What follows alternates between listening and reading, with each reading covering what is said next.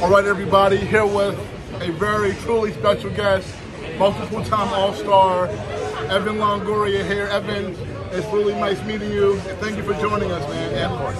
And I've been a fan of your game for a long time. I know you're from Southern California. And my question, yes, how did you come up and become a baseball fan? My dad, I grew up playing all sports, baseball, basketball, football, but, as a kid, I kind of figured out pretty early that baseball was my best sport, and I also enjoyed it the most, and I think that when you enjoy doing something as a kid, like it just stuck for me, and it was something that as I got older, it was like an easy pursuit for me. Did you have any favorite teams growing up? I was an Angels fan. Angels fan, okay, so you probably were a kid, well, you were like a teenager when the Angels won the World Series in 2002. You had not got drafted yet, probably in high school then. So, and they beat the Yankees, and growing up, I was a Yankee fan, and I definitely remember that series, to beat the Yankees in the first round. So what do you remember about just that World Series, Barry Bonds, Angels versus San Francisco? I honestly didn't watch a whole lot of baseball growing up. For whatever reason, I was out playing in the streets. It wasn't like on my radar to like set the TV to watch baseball. If games were on, they were on. I actually grew up watching a lot of Cubs and the Braves because they were on during the day on WGN, TNT, TBS. But yeah, I went to Angels games when I could. Didn't go to a whole lot of them, but I knew that their teams were good in the early 2000s, and there was definitely a lot of players that I enjoyed watching. Tim Salmon, Garrett Anderson, Troy Percival, Jim Edmonds, yeah, and David Eckstein. So a lot of guys that were definitely prominent names, during the game around that time. Yeah, and one guy that sticks out, 2002, came on the scene, Francisco Rodriguez, P-Rod, that year. Yes. Okay. Now, I know that out of high school, you went to junior college at first, right? Yes. And then you ended up going to Long Beach State, and you were a third baseman originally. You were a shortstop originally. Correct. And then you were the same school at the time, ended up playing on the same team with Troy at Long Beach State. So that is when you moved to third base, and I guess you stayed there after that. But yes. What do you remember just about playing with Troy Tulowitzki in college? Yeah, he was a guy who definitely helped mold my game. Loved watching his work ethic, tireless work ethic. I got to live with him. We lived together my sophomore year when I transferred in. And so just spent a lot of time with him, talking about baseball, watching him work, and watched him, through the minor leagues, watch his progression, and was fortunate to become close friends with him, and again, just talk to him a lot and see what he was doing and see how I could help him. All right, so 2006 you get drafted in the first round, number 3 overall by Tampa Bay. So that's a great accomplishment. Just what do you remember just about that time being drafted? It was exciting, man. It was exciting. It was, as a kid, obviously easy to say, a dream come true. As a younger player, going to junior college, like that wasn't really on my mind at the time. I was happy to still be playing baseball in college, and then as I progressed through, junior college, then going to a Division I school playing, I went after my first year there. I played in the Cape Cod League, which I knew was a great opportunity. I know that there's a lot of guys that came out of the Cape that were drafted and had the chance to play professional baseball. So, that for me was the biggest stepping stone and the biggest test for me as a young player. And when I played well there, that's kind of when baseball as a profession became more of a reality. And so I kind of went into my junior year at Long Beach with that mentality of like, okay, I've set myself up pretty good, and now I'm all in, and hopefully this can become a reality. Very interesting.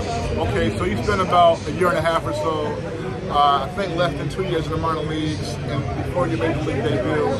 So what was your minor league? Because some guys spend years in the minor league. So what was your minor league experience like, though? Year and a half, 2 years? Yeah, I mean, it was quick, but at the same time, I think you do so much development in the minor leagues. I mean, I had so many coaches coming through, you know, the lower and then higher minor leagues that influenced my career, and got to play for Charlie Montoyo at the end, who eventually would be a big league manager, and so, you know, most of the silly things and the great memories that you make happen with guys who you play with and come up with in the minor league. So I was lucky enough to be in an organization where we drafted and developed really well in Tampa Bay, and so all of those guys, a lot of those guys that I played with in the minor leagues ended up being on the big league team with me, and so you develop those bonds and friendships when you're, you know, making 14-hour bus rides in the minor leagues, and then when you all get to the big leagues together, it's very special. So those early teams in Tampa, we had a really close-knit group, a great bond that I think really you know, catapulted us into being able to become like a winning franchise early on. Yes, no question, and you all were very fun to watch. And in fact, your first season in 2008. Now, the Rays, up until that point, had never had a record where they finished above 500. So your rookie year, they finished above 500 for the first time. You also won the Rookie of the Year, and one thing about that season that I remember very well that makes me smile was All-Star Game was in New York at the old Yankee Stadium. Last year, the old Yankee Stadium, and I remember MLB invited every living Hall of Famer to the All-Star Game. And that was also George Steinbrenner's last appearance at Yankee Stadium before that game. So, and that game also went until like 2 in the morning. So, sure did. I mean, what do you remember just about, first of all, your Major League debut in 2008? Again, very special. You know, one of those moments that, along with being drafted, I think those are the days you dream about as a young baseball player. I was nervous as heck. You know, I can tell you that much. I got to the first game. I got there and right around game time, I want to say maybe like in the second or third inning. I didn't play that game, just kind of sat on the bench, you know, got to put the uniform on for the first time. You know, just surreal, man, looking around like, man, I actually did it, you know, but still had, you know, all these reservations and all these like, these nerves and anxious feelings about knowing that I was probably going to play the next day, you know, my first Major League game, and you know, just probably had a hard time going to bed at night thinking about, you know, what was going to happen and what the future held for me. Yes, okay, and just real quick, that All-Star Game 2008, when you got a chance to be in it. I was starstruck, man. Most of the day, most of the, you know, 3 days of the All-Star festivities were spent kind of looking around going, man, like, I'm, you know, 22-year-old kid, like, I'm looking at all these all-stars, guys that have, you know, 10 years in the league. I grew up watching, idolizing, you know, just being in the same locker room with them, competing on the same field. You try not to make it more than it really is, but it was crazy. I remember sitting on the field for the home run derby, watching Josh Hamilton hit, you know, 30 home runs in a row. Just the electricity in the old Yankee Stadium was crazy, and yeah, it was also, you know, like you said, like I knew that the new Yankee Stadium was coming in 09, and so that opportunity of itself was very cool to be here for the last All-Star game at the old Yankee Stadium, and walking down that super narrow tunnel, and just thinking about, man, all the Hall of Famers and all the legends of the game that have walked through that tunnel and walked down and played on that field was really cool. Yeah, you know, that also for me was the first All-Star game I ever covered, and I grew up not too far from here, across the bridge in Upper Manhattan, so yeah, that was very special night. That was very cool. Now, 2008, that year you all get to the ALCS, you beat the Boston Red Sox, your division rivals in the ALCS, and you make the World Series your first season, and you play Philadelphia. So what was it like to your first year and all that's happening going to the World Series? It was bittersweet because we didn't play all that well. But again, you know, I think as a young player, those things happen so fast. The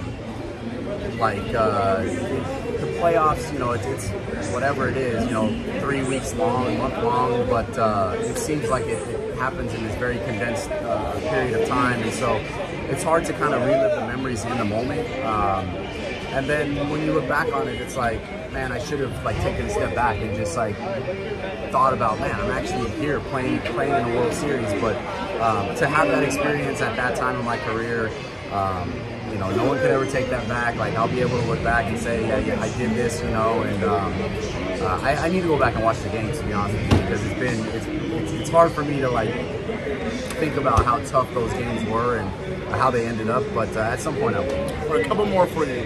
And you are the Rays all-time leader in home runs and RBI, and all said, you're the best player in Rays history. And that team, like you mentioned, the young guys that came out with you, B.J. Upton and Carl Crawford. I love watching all you guys, David Price. And in fact, you know, Carl Crawford was put into the Rays Hall of Fame a couple of weeks ago.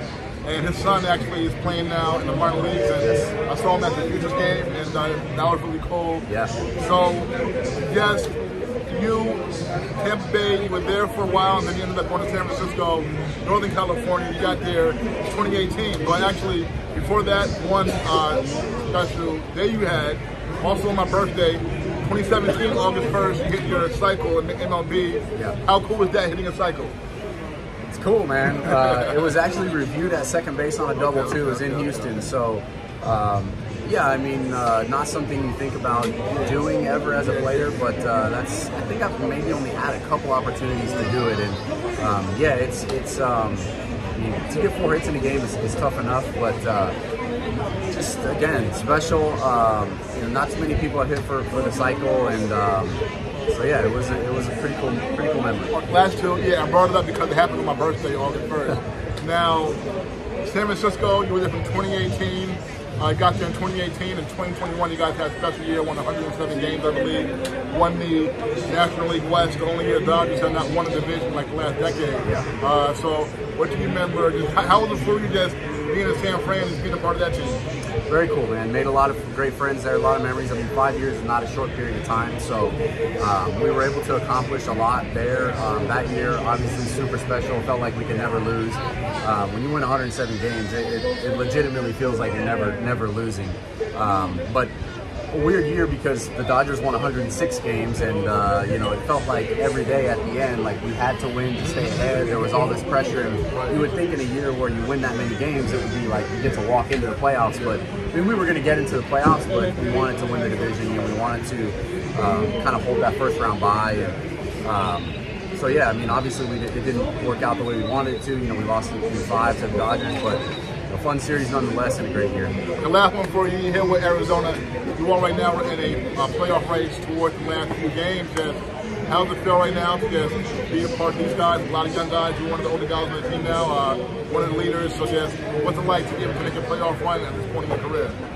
Anytime you have a chance this late in the season to make the playoffs is special. This group has been, you know, progressing and maturing, and the young guys are now starting to step up and you know, be the heart and soul of this team. And so it's really fun. I get to stay at home, live in my own bed. I live in Arizona, so it's really special to have my family around, be able to come to the ballpark, and you know, again, really hope that down this stretch, I think we believe we can do it. We just got to go out there and, you know, I think we got what, 10 more games, something left. We got to win them all. You guys were here last week at Citi Field, New York. Flew back to Arizona. You're back here, so how crazy is that travel? It's been tough. I mean, we go to Chicago after this too, so it's weird to have. We went to Chicago last week too, so Chicago, New York, 2 weeks in a row. But we've been playing well. It's great to come in, you know, kind of riding a little bit of a high, and hopefully, you know, can kind of carry that into this series and the rest of the season. Crazy travel. All right, folks, one of the best players of this generation. Thank you. Arizona third baseman, Evan Longoria. Evan, thank you so much, man. I really appreciate it. Mark, thank you, man. All right, buddy. We're back.